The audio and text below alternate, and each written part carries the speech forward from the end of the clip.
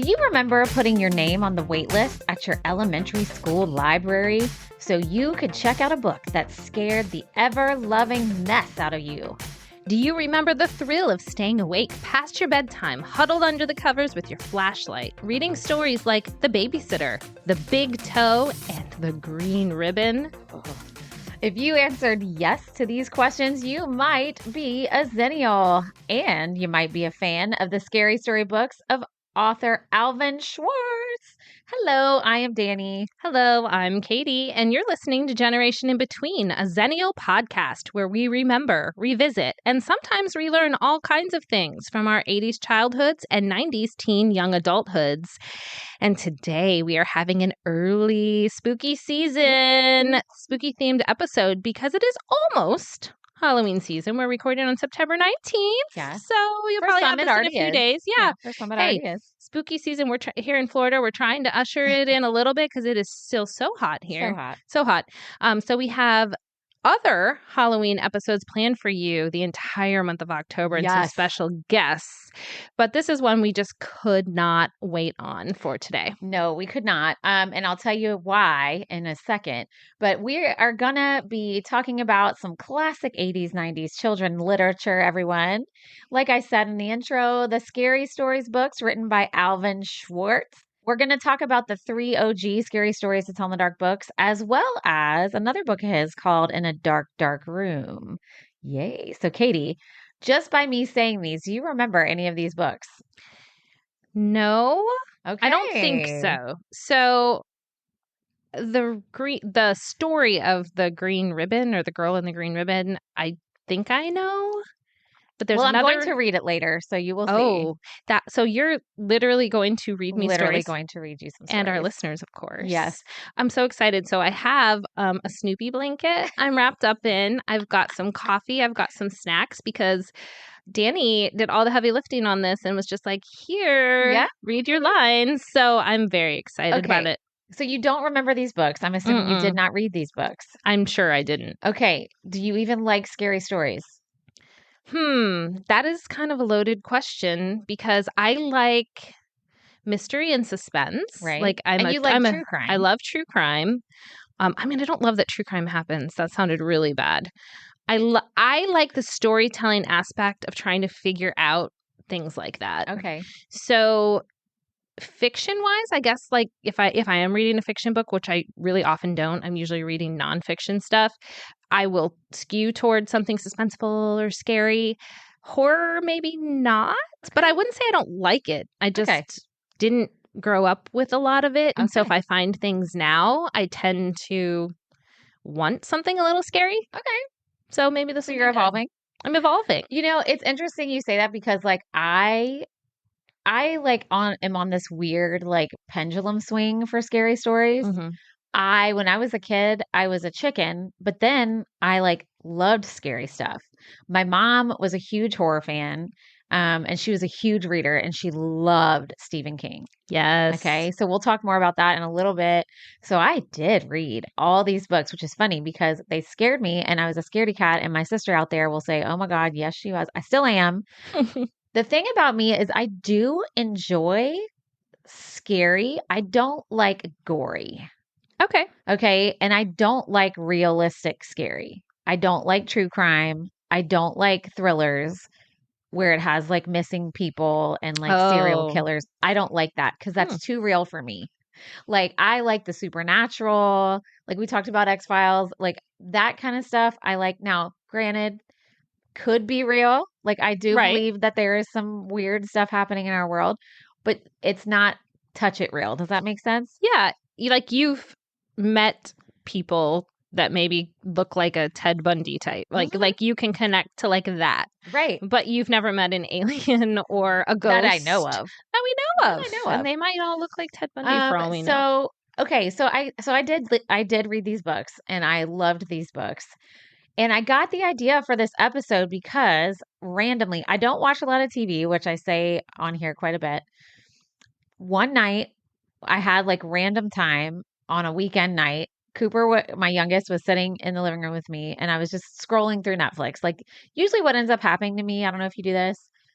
I don't watch TV often, so when I do, I start the endless Netflix scroll where I'm like, "Oh, that looks good. Oh, that looks good." Half an hour later, I still haven't watched anything, and then I don't want to watch anything.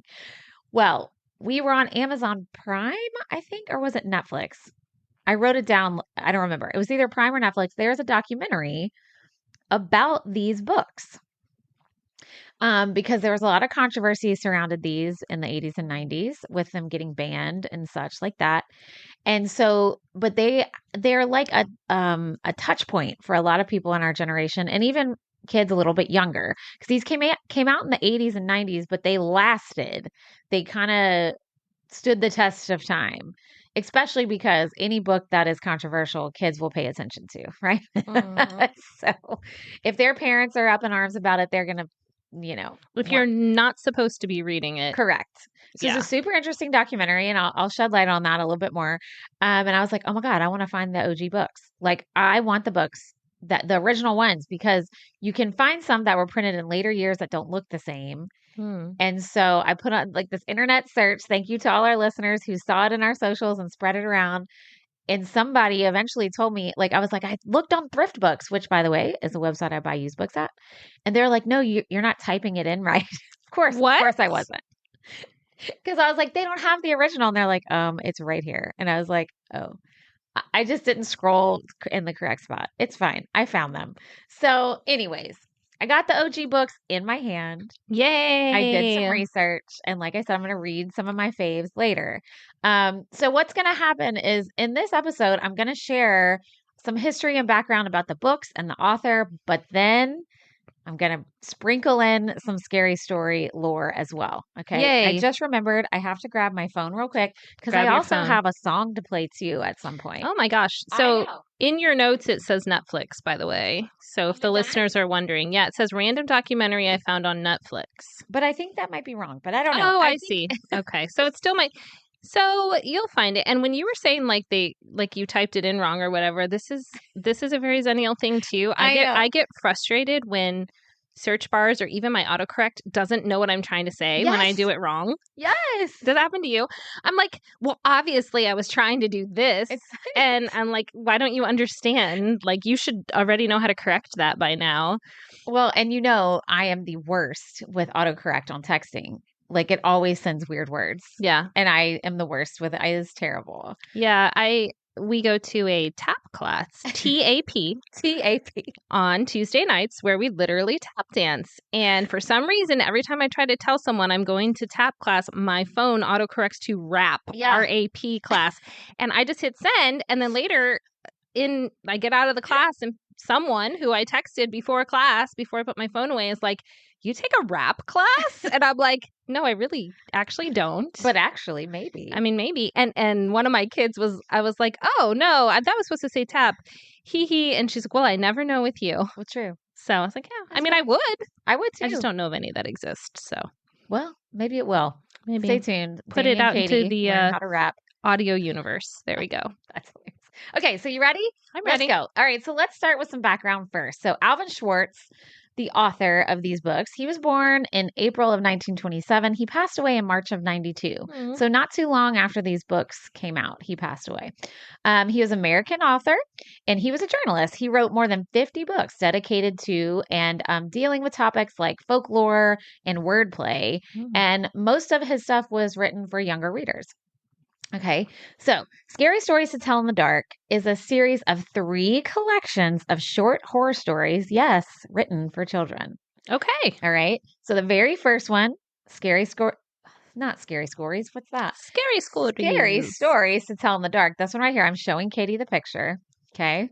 Ooh. This one, the full title is, well, maybe it doesn't have the full title. Usually it says anyway, Scary Stories to Tell in the Dark, 1981. That's when this guy came out. Did you say 81 or 91? 1981. Okay. 3 years later, a sequel comes out called More Scary Stories to Tell in the Dark.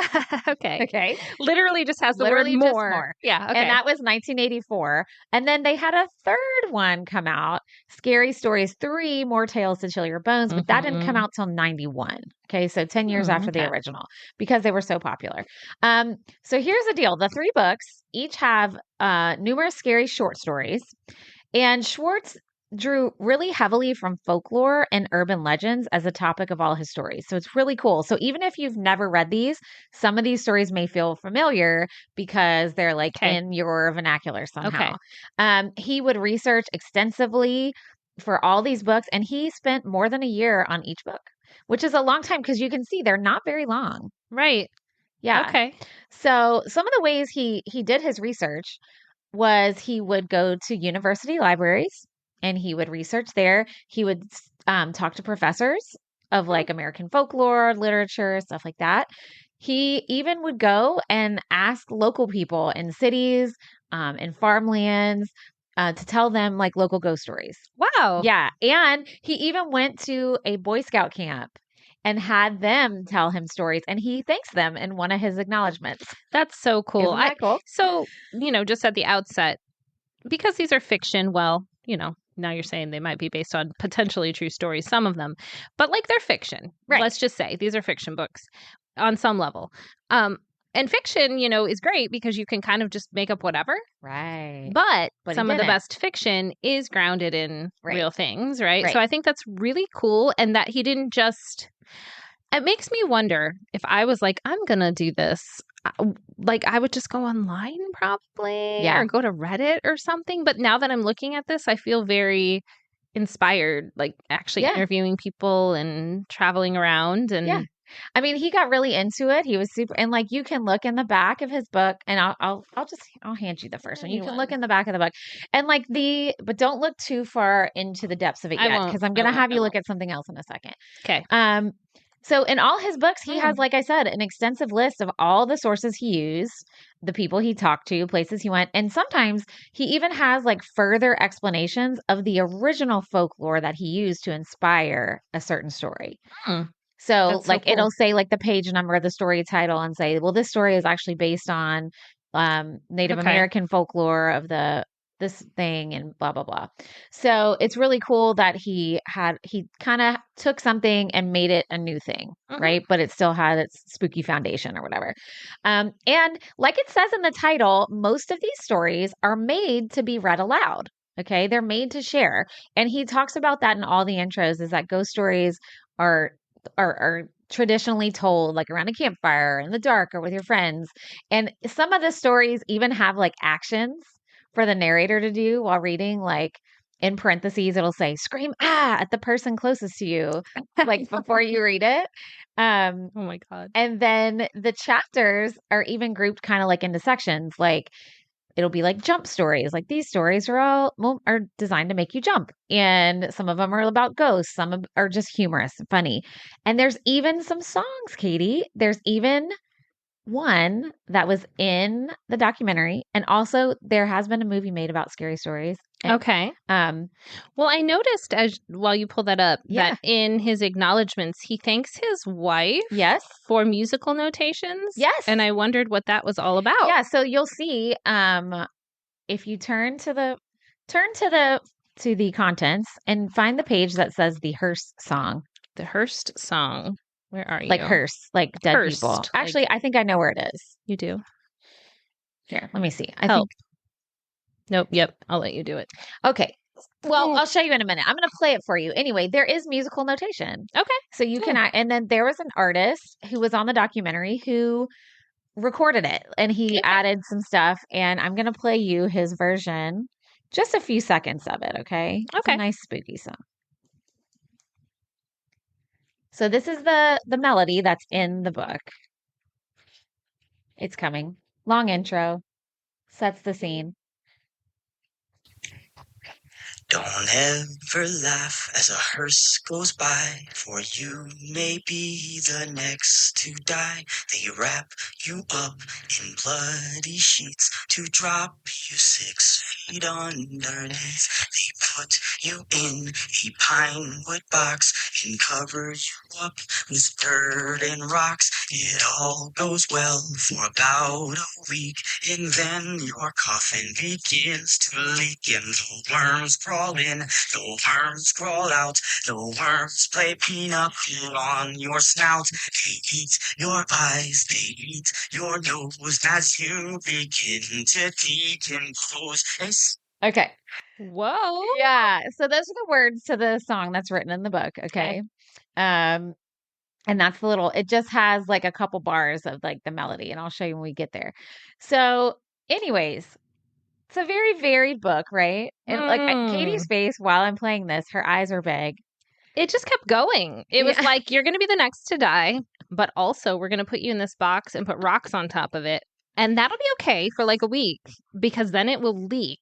And it just kept going, and I assume it keeps going Yeah. from there. The part that always sticks with me is the worms crawl in, the worms crawl out. Yeah. So yuck. everything is very macabre, you know, Yeah. and creepy. So here's the thing though.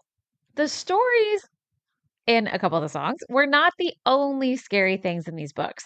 Some people, me included, think the illustrations are the creepiest part, right? I could see that. Yeah. So Schwartz, he actually handpicked a guy named Stephen Gamal, who was a very little known self-taught artist at the time, to specifically illustrate all the scary storybooks. And Katie, I know you're not super familiar with these, so just go through and look at some of the pictures. Okay. Well, I'm starting with the cover of and just kind of the of OG. explain what you see. It's like an old barn in a field and two tombstones and a full moon. But then like in the middle of the field, where maybe you would see like a big old tree, there's like a neck and a skull kind of growing out of the ground, like huge, like bigger than the barn. But it's a clown face, and he has a pipe. Yeah. Wow. And somebody in the Terrifying. documentary, an artist, actually recreated that. Like, and it was really cool. That's so cool. Anyway, I just randomly opened to another page, and it's like an older lady, maybe in her 70s, and she's in kind of an old-timey dress and an apron. Her hair's up in a bun, and it says "The Dead Man's Brains," and she's holding a tray with what looks like someone's head with it like chopped off at the top. Almost like it's a bowl or something. But then there's this cross stitch on the wall that says "Home Sweet Home." yeah. So, I mean, the pictures are all black and white. Right. Right. I should They're have said all that. black and Except white. the cover has accents of color. Yeah, the cover has a couple, but they're little all accents, black and but white on all the the inside. pictures Yeah. are black and white, and they're very Dang. detailed, right? Uh-huh. They're very detailed, very. very like almost smoky looking, right? Yeah. And they're very creepy, and some of them are pretty gory. Like, you haven't turned all the way to the one page that I'll show you later, but so I think the pictures make the stories even scarier, because here's the thing: when you read a story and you don't have pictures, your brain creates the pictures, right? So my brain may not create that spooky lady holding the plate. Right. My brain might create something a lot tamer. But when you read the story and you see, and you're thinking of her, this picture, and some of these pictures, everybody who grew up reading these can remember the picture that is burned into your brain, right? That from these books, because there's several that I can think of. But here we're going to talk a little bit about Stephen Gamal and his illustrations. So here is the thing. You can see why his pictures probably cause some controversy, because these are elementary middle reader books. So the books had their 30th anniversary in 2011. Okay, for the OG book. HarperCollins actually re-released all the books with new illustrations from an artist named Brett Hellquist. And these illustrations were generally regarded as more kid-friendly and not as disturbing as the OG ones. But that actually resulted in widespread criticism from fans of Gamal's, because it's what makes the books. And that's why you didn't want the reprints. Right. I didn't want that, because that's not what we knew, right? So into 2017, the books were reissued again, and this time they had the original artwork back. Nice. And in 2019, they did have a movie that came out. And to coincide with the release of that, the books were re-released again, and they took images from the film and put them in the book, which, by the way, I watched the movie last week. I was a tad bit underwhelmed, and we'll talk about that later. So here's some fun little interesting fact, though, about Stephen Gamal. He was kind of a weird guy, as most of us creative peeps are, right? Especially artists who like to do macabre drawings. Right. So his career actually started growing right when the OG Scary Story book came out. And by 1989, he actually won a Caldecott Medal Wow. for illustrating the book Song and Dance Man by Karen Ackerman. And for those of you that don't know, Caldecott medals are given to artists in children's literature for artwork that is included in children's books. Yeah, so like Where the Wild Things Are, I remember Yes. that's a Caldecott winner. And Yes. yeah, so it's a pretty big award. It's a big deal. It's kind of a big deal. But at the awards banquet, Stephen gave like some kind of strange and kind of rambly speech that really confused the attendees and apparently is still talked about in the children's publishing world. And the funny thing was, the Association for Library Service to Children saves and provides links to all past recipient acceptance speeches online, but his is nowhere to be found. I could not find it. So what was weird about it? I don't know. I couldn't even find details about that. So who knows? Maybe he was just like had too much to drink. That's what I was thinking. Because as we all know, sometimes if you're not prepared to win, you're not prepared. Although he probably knew, or do they not know they're going to win until they get there? He probably knew he was nominated if he was there. I don't know. But even still. Even still. And if you're not a public speaker, you're like, okay, maybe I'll have a drink to like feel better. Right. And then he's an artist, so not or he just is weird, and that's fine. That's fine too. But anyway, I just thought that was interesting that they were just like, and that's weird, we just won't save that one. Bye. Bye. Anyway, all right. So that was just a little fun tidbit I found. But let's talk some more about controversy with these books, because that's kind of the biggest thing that comes up for parents when you start talking about the Scary Story books. This Scary Story series is listed by the American Library Association as being the most challenged series of books from the 80s and 90s, and the 7th most challenged from the 2000s. It also made the list again in 2012. Dang. So it is a frequent flyer on, and it's all the books. All 3. Okay. Yep, all 3. So the complaints have typically centered on its violence, its quote unquote disturbing subject matter, and the potential unsuitability for younger readers, as well as religious concerns, because it's about life after death and et cetera, et cetera. Critics have called the stories, I mean, some of them are about murder and disfigurement and cannibalism. I mean, but here's some of the quotes. They've called them sick, repulsive, disgusting, not appropriate for children. Dang. Okay. Yeah, they just coming in hot with that. And of course, the nightmarish artwork by Stephen Gammell has also gotten huge loads of criticism for being children's books. And among some of the groups who attempted to have this book removed, well, all 3 books from school libraries, was mostly school parent groups, like local school parent groups. And there's a group called the Concerned Women for America. Oh boy. Yeah, I don't know who that is. I'm assuming it's kind of like Moms for Liberty. Rob, for those of you who know that group. If you know that reference. But defenders of the books have included the American Library Association and also the Bulletin of the Center for Children's Books. So they had pretty big backing on not taking these out of libraries. Okay.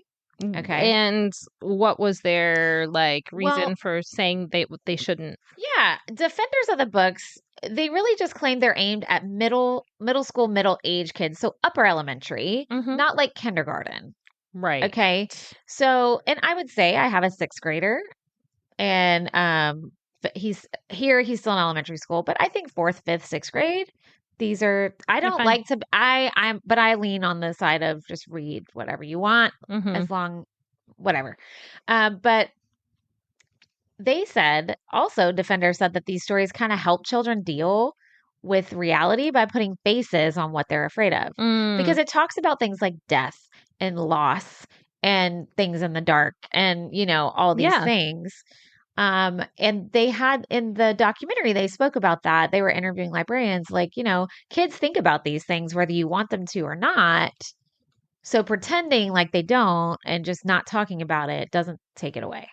Yeah. So it's kind of like they were defending it by saying, put it there as a story and leading open to discussion. For reality. sort of like a teachable moment. Yeah. Like it opens the conversation then. Well, mom, dad, teacher, whoever, what do you think about death? And Right. then that, whatever your family or personal beliefs are, then that's when you can talk about it, I guess. I mean, so I also would say, as a defender of the books, it's also imagination. Mm-hmm. And if your kids won't check it out if they're not interested in it. Mm-hmm. You know what I mean? Yeah. So I think I get real nervous when people try and limit artistic expression, even for kids. Like, would I read this to a kindergarten at night? I wouldn't, but some people might. And I've met young children who are super into scary stuff. Yeah. Because it's So have I. imagination play. Yeah, I mean, I know young kids, maybe not kindergarten, but elementary age, who like to go to Halloween Horror Nights. Yeah, for sure. And they have a great time, and they go with their family, and it's a core memory. And I mean, I've never been. I would like to go. I think it'll scare me a lot, but I've always been like, I'm too scared.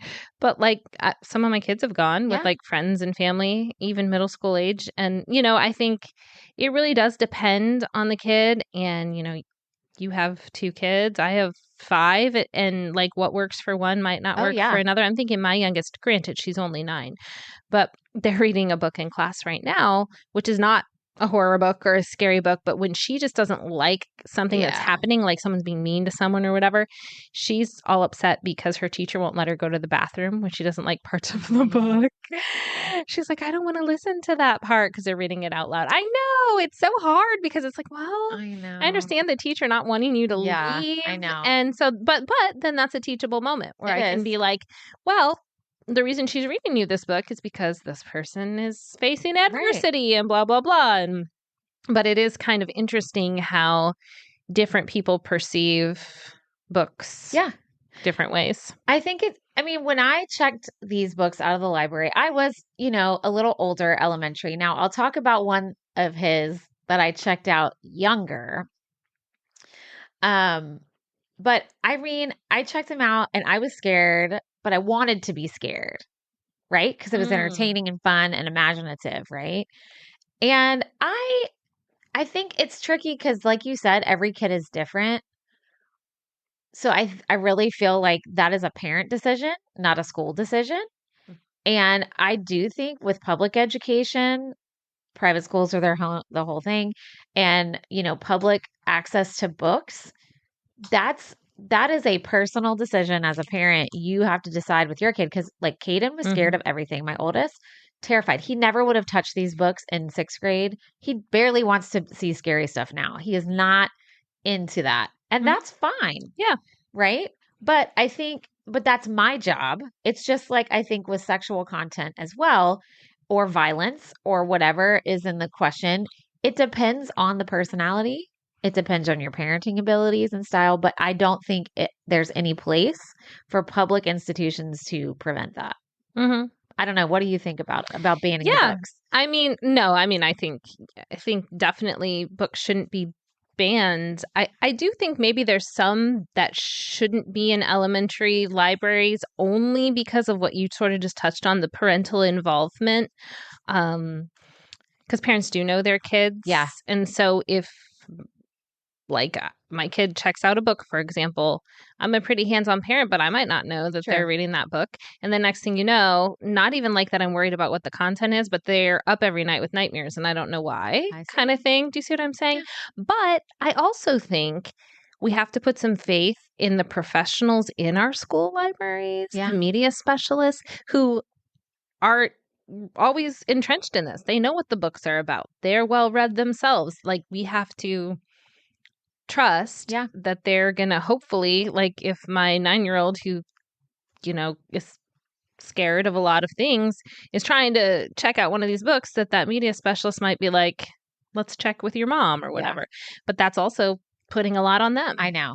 So it's hard. I don't know about book banning. I just think, I don't know. It's tricky. It's tricky because anything that makes my parenting harder, I don't want. I don't care if they're exposed to new ideas and stuff, but if they can't sleep because of some book they read, I'm not happy.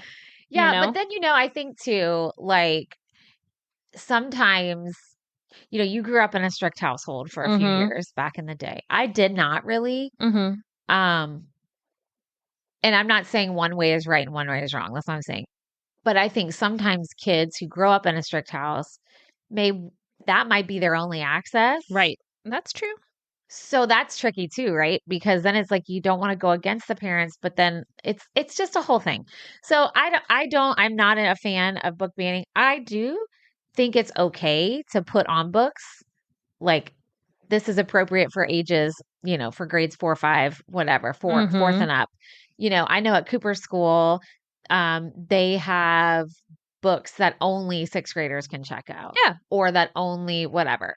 Now you can check out if you're in 6th grade, you can check out anything pretty much. But if you're like in 4th grade, you can only go from these shelves, which is tricky too when you have advanced readers because then they don't let them. Yeah, that is tricky. He ran into that problem too.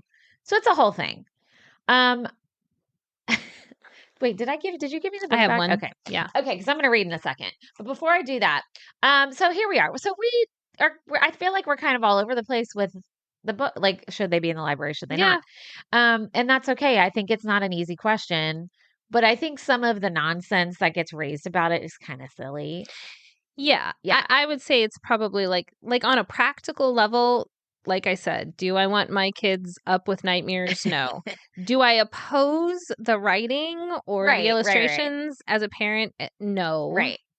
Yeah. And I did write down, it's in my paragraph of notes that I'm looking at now. The documentary is on Amazon Prime. Okay. Forget what I said. It is called Scary Stories to Tell in the Dark. That's what it's called. Okay. Anyway, the interesting thing was I said, Alvin Schwartz passed away in the 90s.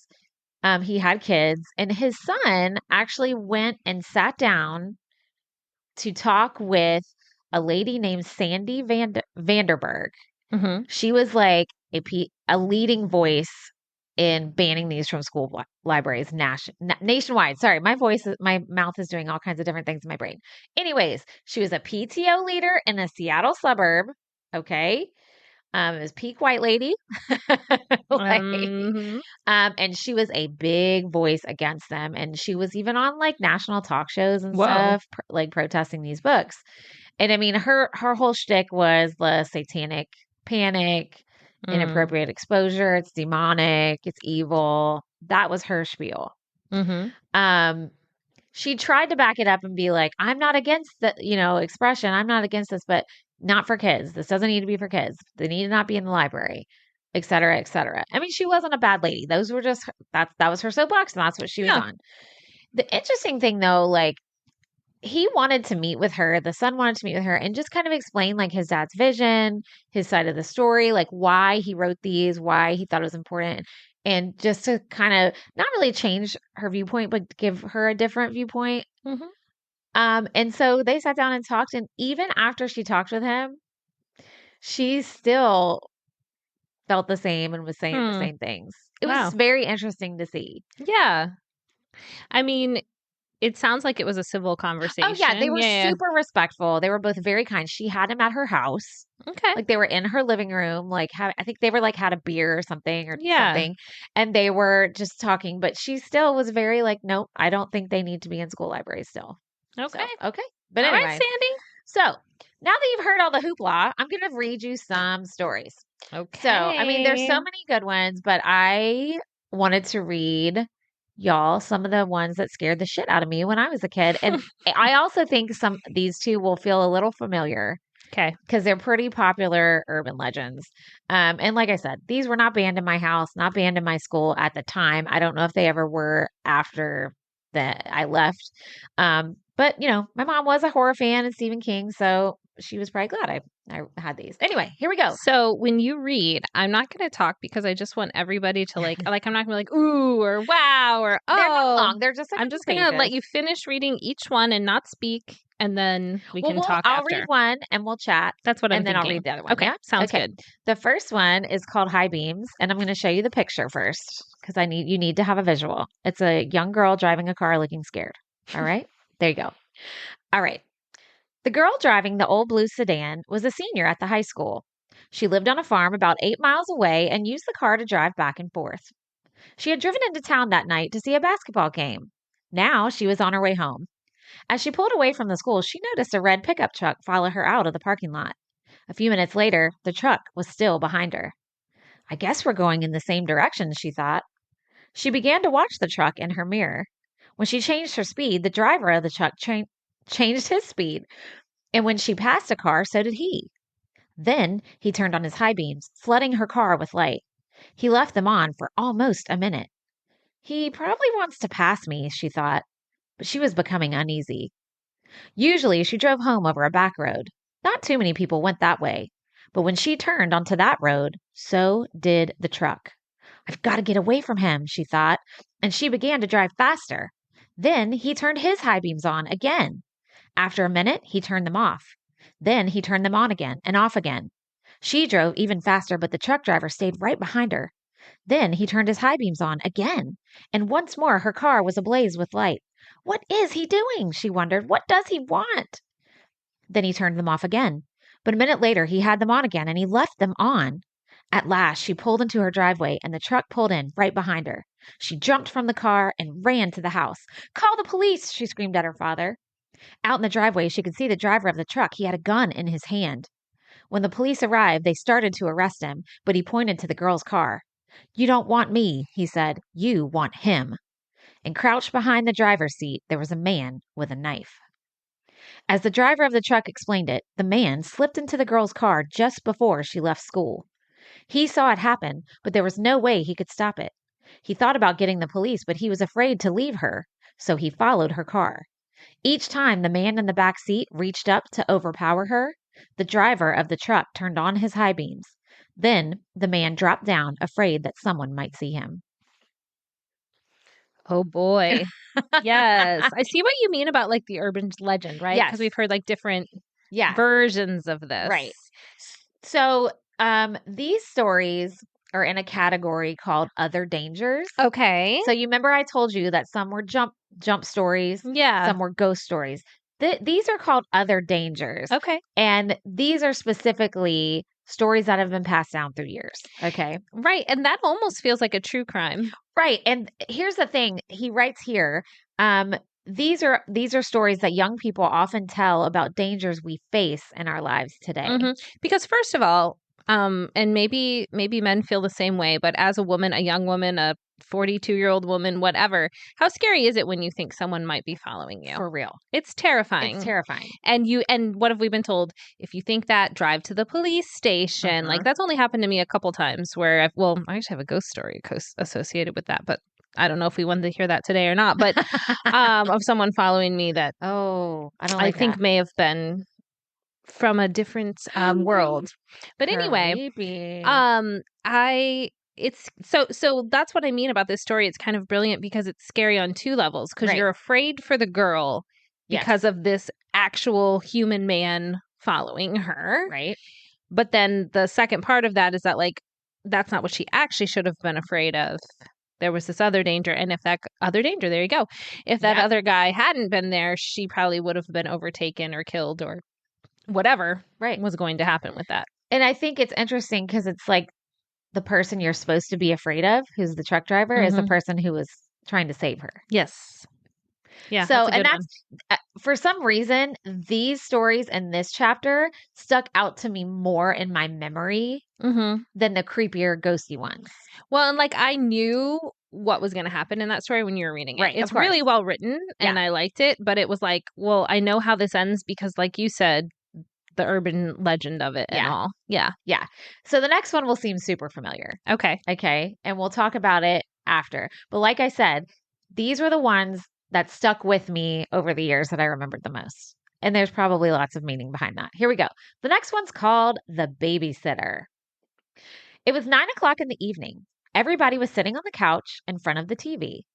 There were Richard, Brian, Jenny, and Doreen, the babysitter. The telephone rang. Maybe it's your mother, said Doreen. She picked up the phone, but before she could say a word, a man laughed hysterically and hung up. Who was it? Asked Richard. Some nut, said Doreen. What did I miss? At 9:30, the telephone rang again. Doreen answered it. It was the man who had called before. I'll be there soon, he said, and he laughed and hung up. Who was it? The children asked. Some crazy person, she said. About 10:00, the phone rang again. Jenny got to it first. Hello, she said. It was the same man. 1 more hour, he said, and he laughed and hung up. He said 1 more hour. What did he mean? Asked Jenny. Don't worry, said Doreen. It's somebody fooling around. I'm scared, said Jenny. About 10:30, the phone rang once more. When Doreen picked it up, the man said, Pretty soon now, and he laughed. Why are you doing this? Doreen screamed, and he hung up. Was it that guy again? Asked Brian. Yes, said Doreen. I'm going to call the operator and complain. The operator told her to call back if it happened again, and she would try to trace the call. At 11 o'clock, the phone rang again. Doreen answered it. Very soon now, the man said, and he laughed and hung up. Doreen called the operator. Almost at once, she called back. That person is calling from a phone again. That person is calling from a phone upstairs, she said. You'd better leave. I'll get the police. Just then, a door upstairs opened. A man they had never seen before started down the stairs towards them. As they ran from the house, he was smiling in a very strange way. A few minutes later, the police found him and arrested him. I love that I messed that up right on like the key point. Sorry, everyone. My bad. So that's like the call is coming from the house. Yes. Kind Does of. anybody remember that movie? And he even references it in the back. When a Stranger Calls. It was made in the 70s. Oh. Creepy AF. Scarred me for life. Also, the reason why this story I think is it could never happen like this today. Where they're calling from the same phone line. Right. They could call from a cell phone, right. In the house or whatever. And it was hard to trace calls before caller ID, before like all this technology. So like that was so scary when back in this time to think somebody could call you and be in the house and you wouldn't know. Yeah. Right? It's really scary. And I like the setup of the hour by hour by hour, because then at the end you realize the person's been there for hours. That's the creepy part. That's really scary. It's not like they just walked in. And they're just chilling, watching TV. I mean, I was trying to rack my brain and I don't remember right now. Maybe listeners will remember. I'll circle back. But there is a true crime story like that, basically in a farmhouse. And when they like investigated it later, but it didn't end well. The parents tried calling to check on them a few times, didn't hear, get there, everyone's dead, including the babysitter. And they ended up like realizing there had been calls throughout the night when they do the investigation. And it was like, 50s or 60s, like where phones would have been like that's this. The origin. I'll look it up.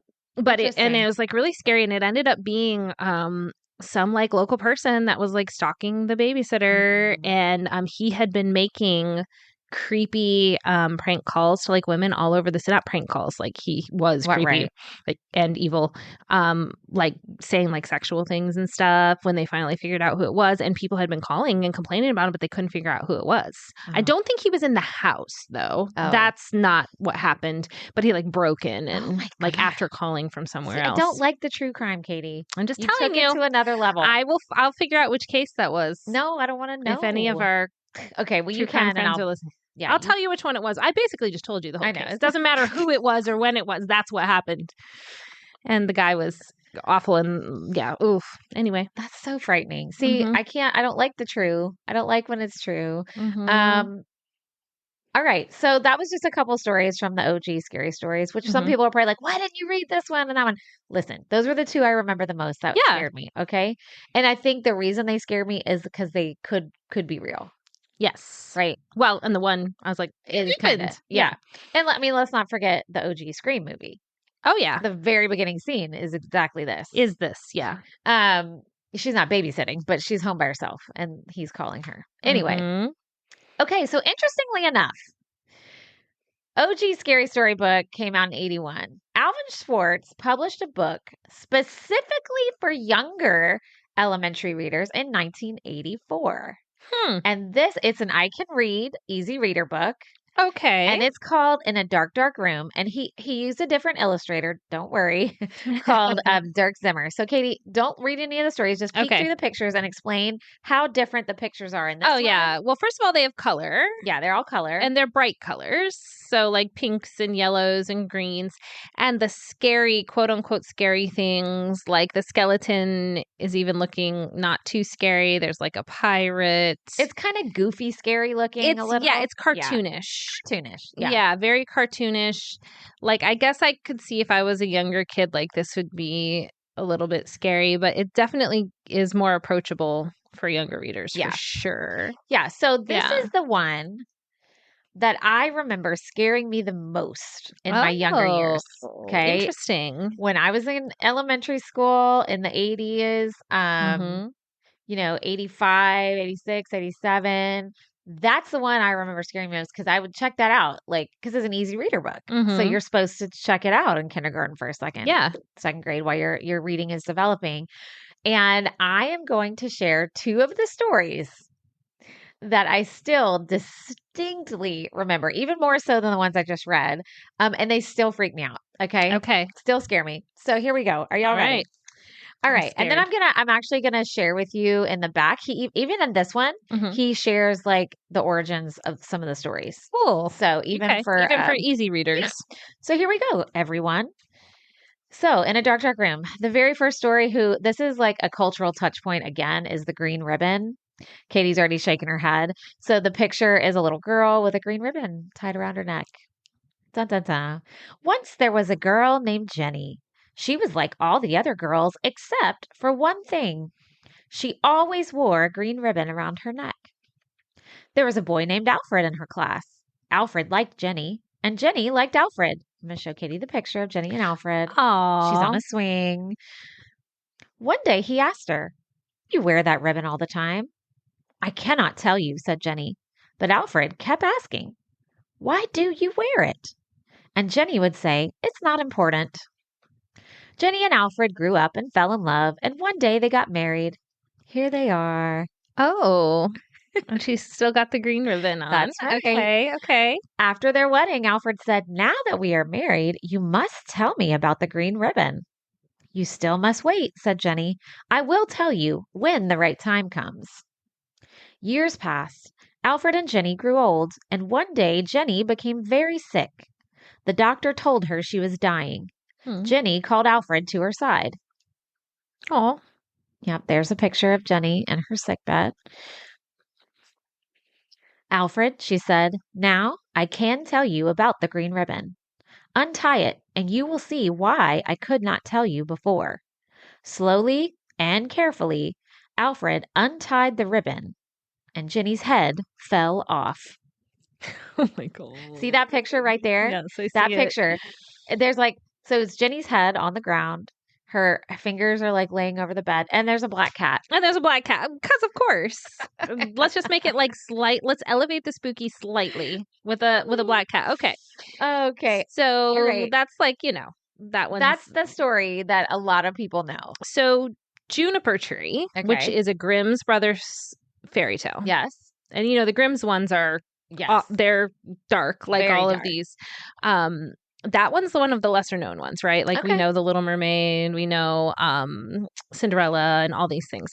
But that one, I was in a stage production of it several years ago. And there's a scene similar where the evil stepmother, because of course, coming from a stepmother, it's not my favorite trope, by the way, ends up inadvertently killing the daughter, I think, but it might have been the son, and decapitates him. This was a stage play, y'all. Yeah. And to hide it, puts a green ribbon. Until I think it's the son, and then the daughter comes to play with the son and thinks that she's the one that did it. And then she cooks him in a soup, and it's a whole thing. Boy. So as soon as I saw the green ribbon, I was like, "Oh, I know that." But I'm sure it's had lots of other. But I think it may have originated with that Grimm's story. Well, it may. It says in the back that the green ribbon is based on a European folk motif in which a red thread is worn around a person's neck. The thread marks the place where the head was cut off, then reattached. Oh, interesting. So similar. I mean, he doesn't elaborate in this in this one because it's for K through 2. Okay, yeah. There's probably more even beyond yeah. that. And I mean, and then obviously like the practicality of that, like a ribbon's not going to keep a person's head Right. on, but it's the effect of It's it. the idea. Yeah. I remember even as a kid, like having so many questions. Yeah. Like, what about, did she wear it when she took a bath? Like, Did she ever wash it? when they got married, like he wasn't like, hey, you might want to take the ribbon off. Right? Yeah, like even that's interesting because as an adult, of course, I think all those things, but that's interesting that you said you had those questions as a kid. I was a weird kid. You know this. Yeah. No, I mean, I just like probably other kids did too. Oh, I'm sure. Yeah. And I think that there could be so much fan fiction written on these, and there probably has been. I haven't delved into that corner of the internet. But there probably is tons of fan fiction that could go into all these things. But anyways, okay, so here that was the one, and I'm sure a lot of listeners out there are like, oh my God, yes, the green ribbon. But another one that stuck with me from this book is The Night It Rained. Ooh, I don't think I know this one. Okay, well, it'll sound familiar. Okay. It was late at night. I was driving past the cemetery when I saw a boy standing in the rain. Do you want to ride home? I asked. Yes, please, he said. I live on Front Street, next to the school. I handed him my old sweater. It's cold tonight, I said, and you are wet. You better put this on. After that, we did not talk. When we stopped at his house, I said, keep the sweater. I will get it tomorrow. What's your name? Jim, he said. Thanks for the ride. Oh, I'm not showing you the pictures. Pause. What does Jim look like? Because it's I important. Need to know. I know. Sorry. K2. Sorry. Okay, there's Jim. Jim is a little boy. He's standing on the corner. Okay. And then here he is getting dropped off at his house. Okay. The man is in a red car. Thank you, man. Okay, sorry. How could I dare? Horrible storyteller. All right. I stopped for the sweater the next day, and a woman came to the door. Is Jim at home? I asked. I've come to pick up my sweater. She looked at me in a strange way. It must have been another boy, she said. Jim is our son, but he's been dead for almost a year. He's buried in the cemetery. I told her how sorry I was, and I left. I didn't know what to think. So here he is at the door. Picture. Oh, boy. Okay. The next morning, I went to the cemetery. I wanted to see Jim's grave. Lying across the grave was my sweater. Ooh, I don't know that one. I've never heard that one. Yeah. So this story is based on variants of the widespread folktale, The Ghostly Hitchhiker. Okay. So sometimes it's a woman, in a wedding dress. Sometimes the story is always you pick up somebody, you drop them off, and then you realize.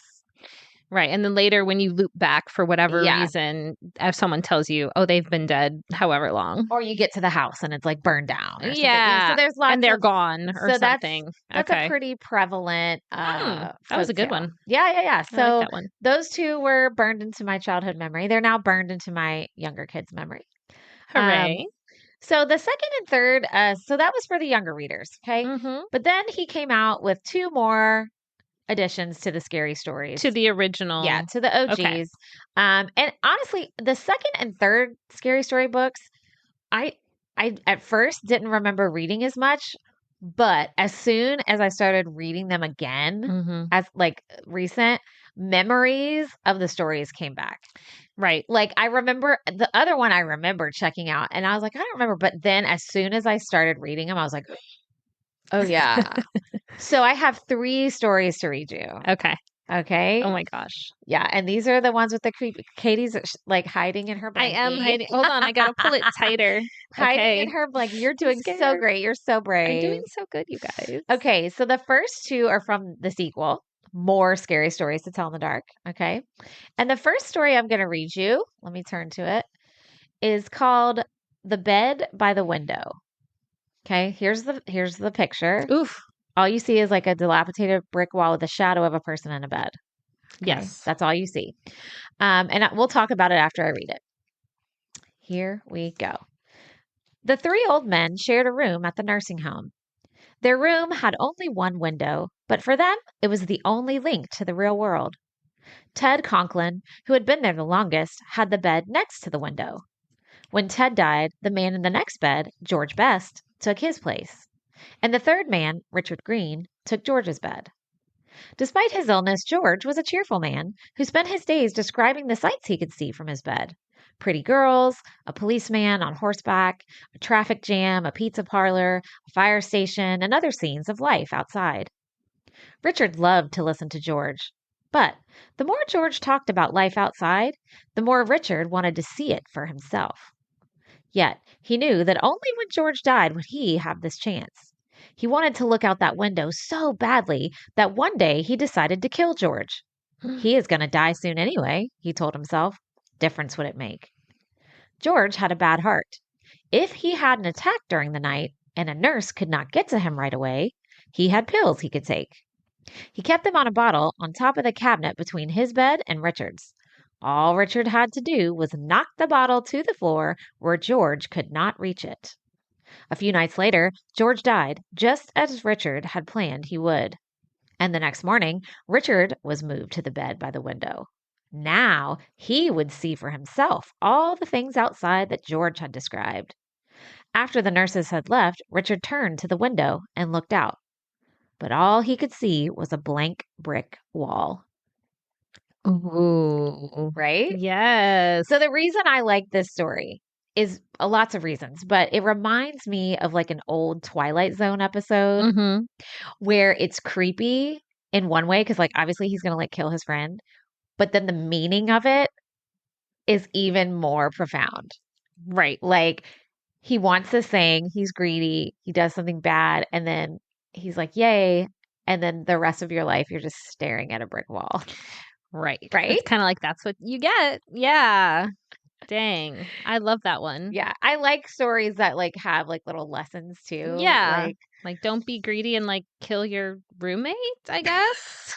Even if Well, he's old and has a bad heart. and on the flip side, it really spoke to his roommates like positive outlook. Like Well, that's what I was going to say because Yeah. what was the roommate seeing that he was wasn't? just I think he was just creating things Mm-hmm.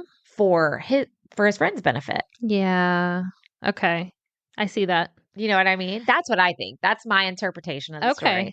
And I think it just shows the juxtapositions between the two personalities. Like Mhm. this guy was trying to, even though all he saw was a brick wall, he's trying to create this world so his friend thinks all these happy Hey, things there's all these happy things out there. Yeah. instead of laying in the bed like, well, I'm just staring at bricks today again. Like Mm-hmm. he turned it into something different. Anyway, Interesting. Yeah. Or is the interpretation that the guy did see all that, right.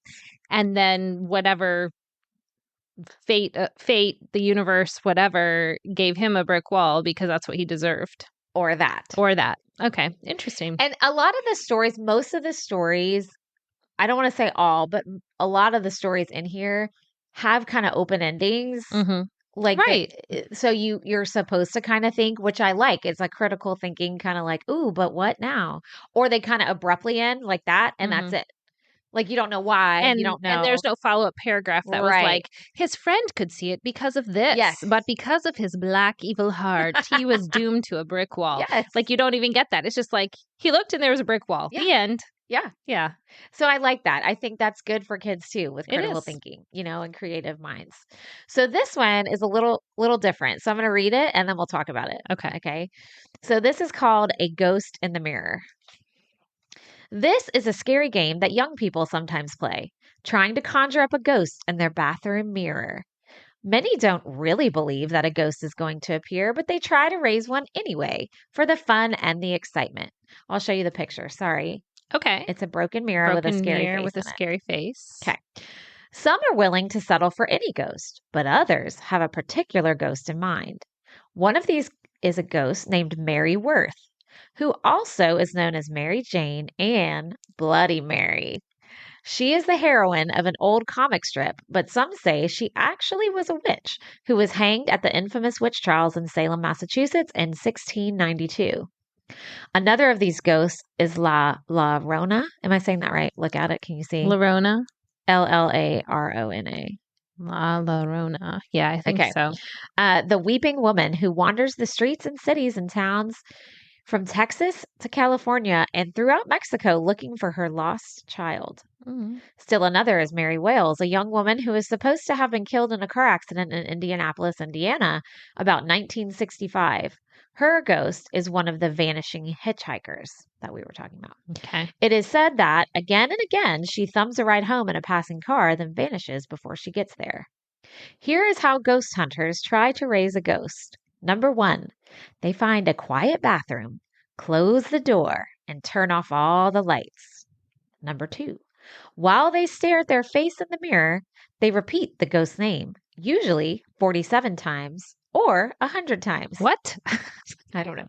If any ghost will do, they say any ghost in place of a name.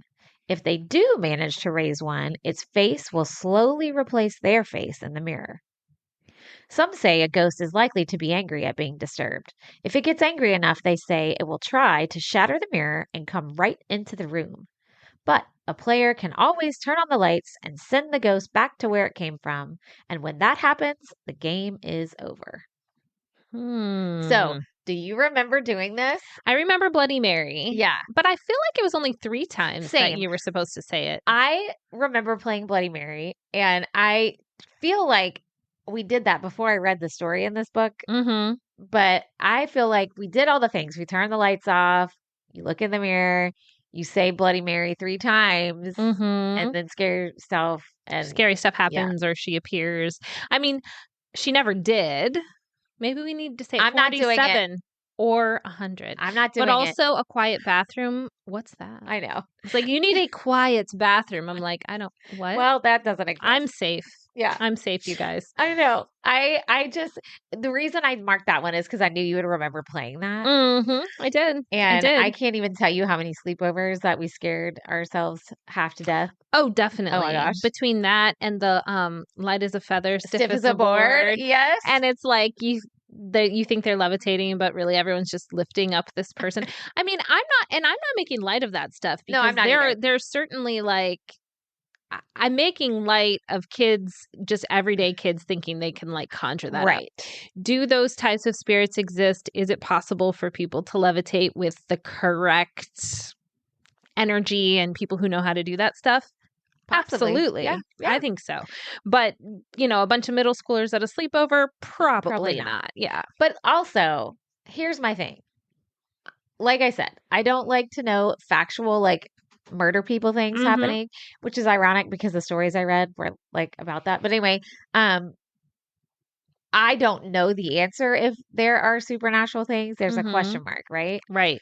But I also don't play with supernatural. Right. I do not mess with that. I don't play. I did when I was a kid, but as an adult, I don't mess with that. Like you would not have me going and doing a seance, Right, or doing Bloody Mary. Yeah. There's ghosts at the theater we perform at, like legit. For sure. Well, that people say, and I will not go downstairs by myself in the basement. I won't play. I will not mess with that. Well, I think that's just altruism, right? That's this idea that we're not sure. Right. You're not saying, yes, absolutely this exists, but you're also saying, yes, absolutely it doesn't. So you're open to it being a possibility. So you don't want to disturb that or whatever. And I mean, it's funny because there are, every story, especially oral tradition, gets elaborated on and passed down and la la la. But usually at the core of some of these, especially the ones that exist in lots of different places from lots of different people, are based on something. Yeah.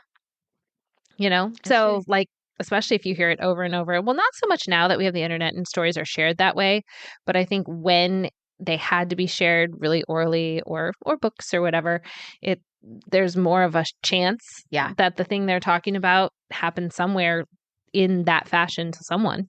Yeah. Oh, scary. Goosebumps. Okay, I have one more story to read. Just one more. Yay. And then when I'm done with this story, we're going to talk about the movie adaptation for a second before we're done. We're almost to the end of our episode, which is sad. But I have one more story.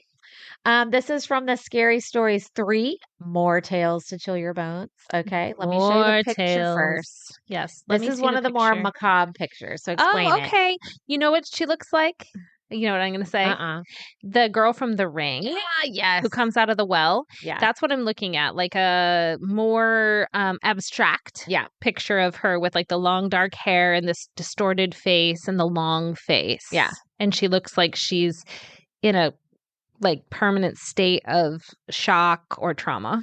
Okay. On what her else face. do you notice? Is there something on her face? Uh-huh. Okay. What is Just that? remember that. You'll see. Okay. Okay. Just remember that. All right. So this story is very short. It is called The Red Spot. Okay. All right. While Ruth slept, a spider crawled across her face.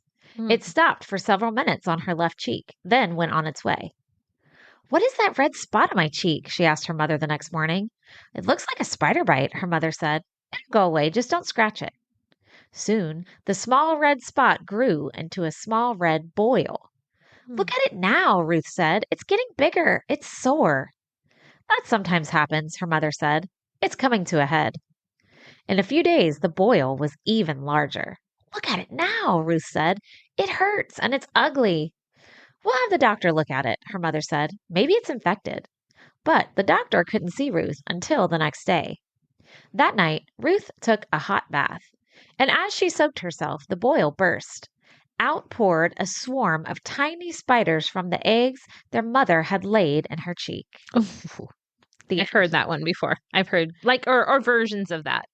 Yeah. So, okay. Oh, that's terrifying. Weeks ago, I had a monstrous zit on my cheek, which is still there. I still have a scar like marking from it. It's like a marking, yeah. It is like a mark. And I'm like, oh my God, what if? What if it's a spider egg nest? And it's what if there's something burrowed in my face? Right. Well, and I think that's so scary because first of all, a lot of people are scared of spiders anyway. Same me. Like Danny. Uh-huh. And I think too, so first of all, I am that mom. Like every time my kids come to me and they're like, "Oh my God, blah, blah, blah." I'm like, it's probably a bug bite. The next day it's bigger. That happens sometimes. Like every line she had. And then finally I would probably be like, "All right, let's get an appointment, but not till tomorrow." You know, like I was like, "Oh yeah, that is like," I mean, and every parent listening is probably like, "Yeah, exactly." I mean, so scientifically, something like that could happen, right? Yeah, it could. So that's the scary part too. And then the ending of the story, you don't know what happens. And you're like, is she okay? Does she live? How many spiders was it? Was it like, what does that mean? Mm-hmm. Like, did her face explode? Did they just crawl out and they're done? Right. Like, what happened after that? Yeah. When she's in the bathtub, did they all just drown? Right? Like, what happened? Anyway. That one was bad. So that was my last one I was going to read because you could see why it burned itself into my memory bank. So let's talk about the movie adaptation really quick. This is where I got confused. You can stream the movie on Netflix. Okay. The movie version is on Netflix. The documentary is on Amazon Prime. Okay. All right. So the title of the movie is Scary Stories to Tell in the Dark. They were not messing around. But it was they used all three of the Scary Story books for the ideas in this movie. It was done by my computer just went to sleep. Sorry. Director Andre Ovredal and producer Guillermo del Toro, who y'all may know. Yeah. He directed and produced Hellboy, The Shape of Water, he did a version of Pinocchio not too long ago and a movie called Nightmare Alley. So anyways, you can stream this on Netflix right now. And I'm going to read you the summary. Like I said, I was like kind of underwhelmed. Which it was kind of disappointing for me. But anyways, here's the summary. The shadow of the Bellows family has loomed large in the small town of Mill Valley for generations. It's in a mansion that young Sarah Bellows turns her tortured life and horrible secrets into a series of scary stories. These terrifying tales soon have a way of becoming all too real for a group of unsuspecting teens who stumble upon Sarah's spooky home. Okay, so she writes the stories. Yeah, but the summary of it kind of doesn't really tell accurately. So basically, it's about these teenagers on Halloween who go into this haunted, mansion. They find this book. Okay, and it's the book that they realize this Sarah Bellows character wrote. Her family like tortured her and like locked her away, and she like wrote these, and like then she ended up in an insane asylum. Okay. They find this book and one of the girls in the group of kids is a writer. Like she is a writer. She writes all the time, and she starts reading the book. As she's reading the book, new stories start to appear, and they happen in real time.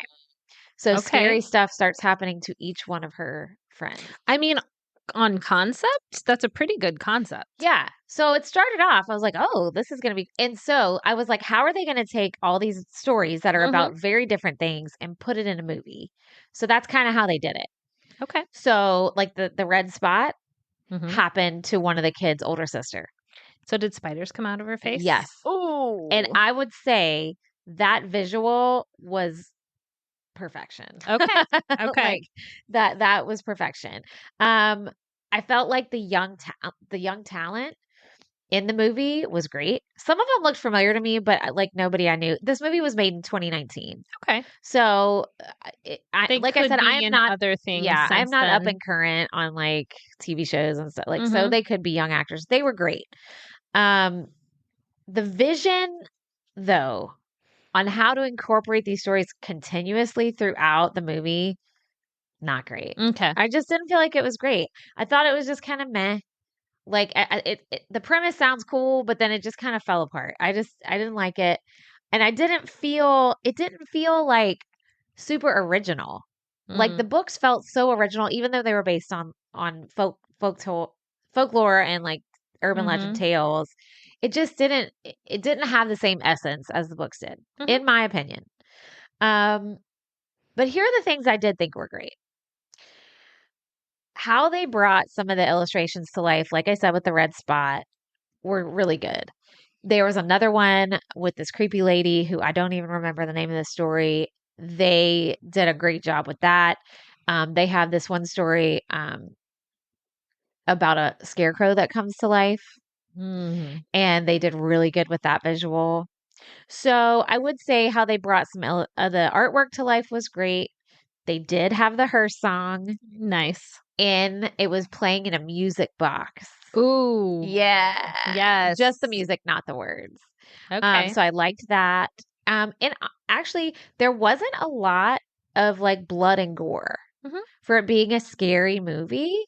There was some violence, but there wasn't a whole lot of like blood and gore. Like when the kids disappear, they are gone.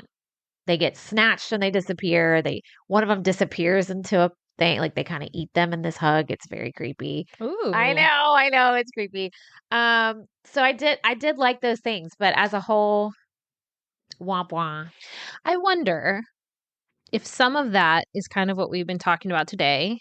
Yeah. Where, yes, there were illustrations that helped kind of guide your imagination as you were listening, but I think that's different than a movie that's being like, it happened like this. Yeah. So when you're reading the stories and a lot of the things not explained in it too, you had to have that critical thinking and all of that. So when you're watching it play out in a movie and it went like this and it went like that, I think maybe that whole component of the wonder and the whatever that you felt in childhood wouldn't really exist in that space, maybe. Yeah. And also they may just have not done things as well as they could have. But well, and I do think as a bookworm, the movie is never as good as the book. It doesn't matter. Good point.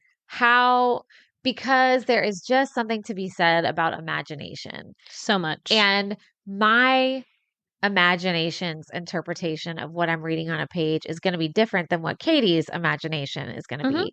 So when you're watching a movie version of a book, it's the script writer and the director's imagination version, not yours. Right. So I always think the book is better. Always. It doesn't matter what it is. Some of them have translated well.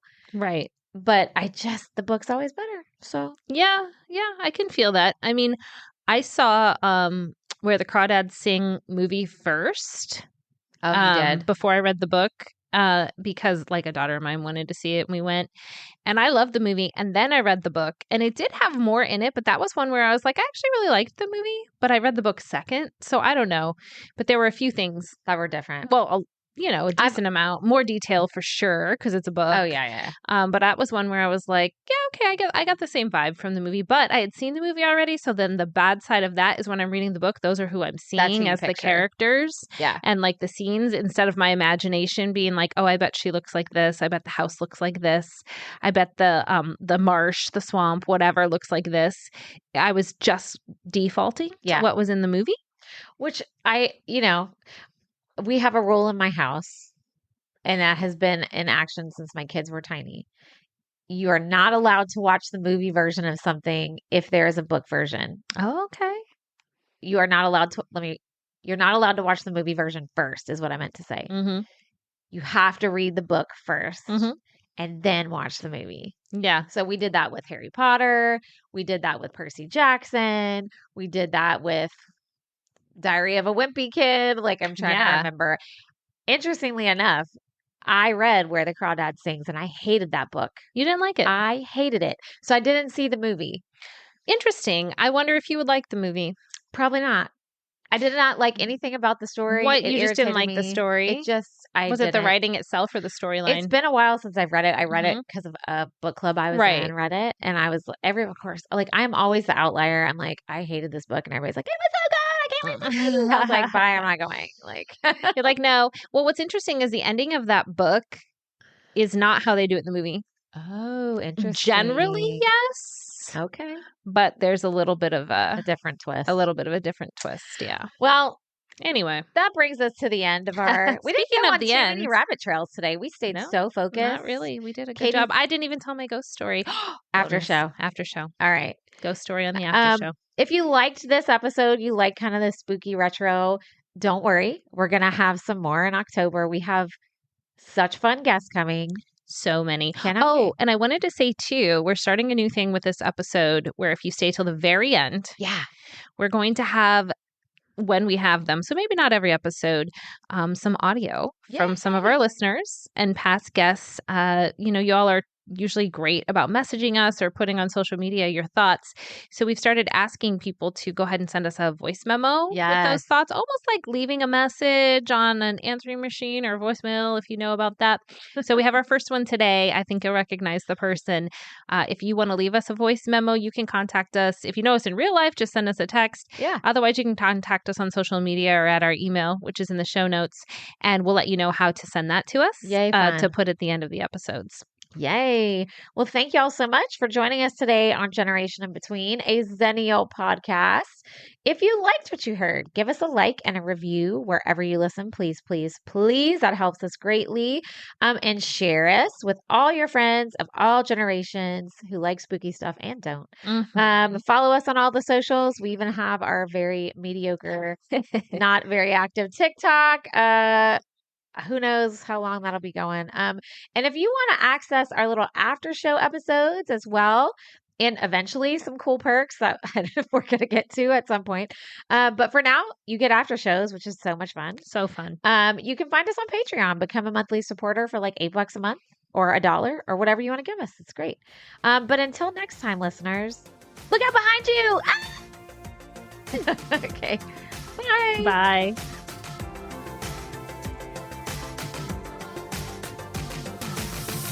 Hey guys, it's Carlos. I had just listened to your Napster episode, and I was wondering, did you guys ever use LimeWire? Because I remember using it like in my late middle school, early high school, which is after Xennial times, I guess. But it kind of sounded the same, like your Napster, and then I was like, okay, that's similar to LimeWire. So I was wondering if you guys ever used it.